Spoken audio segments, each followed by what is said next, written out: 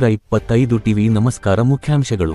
ಅಂಕೋಲಾ, ಬೆಳಗಾವಿಯಿಂದ ಅಂಕೋಲಾ ಮಾರ್ಗವಾಗಿ ಮಂಗಳೂರಿಗೆ ಪ್ರಯಾಣಿಕರನ್ನು ಕರೆದುಕೊಂಡು ಸಾಗುತ್ತಿದ್ದ ಖಾಸಗಿ ಬನ್ನೊಂದು ಚಾಲಕನ ನಿಯಂತ್ರಣ ತಪ್ಪಿ ಕಿರು ಸೇತುವೆ ಡಿಕ್ಕಿ ಹೊಡೆದು ಹಳ್ಳಕ್ಕೆ ಬಿದ್ದ ಘಟನೆ ತಾಲ್ಲೂಕಿನ ಅಗಸೂರಿನ ಸಮೀಪ ಸೋಮವಾರ ನಸುಕಿನ ಜಾವ ಸಂಭವಿಸಿದೆ.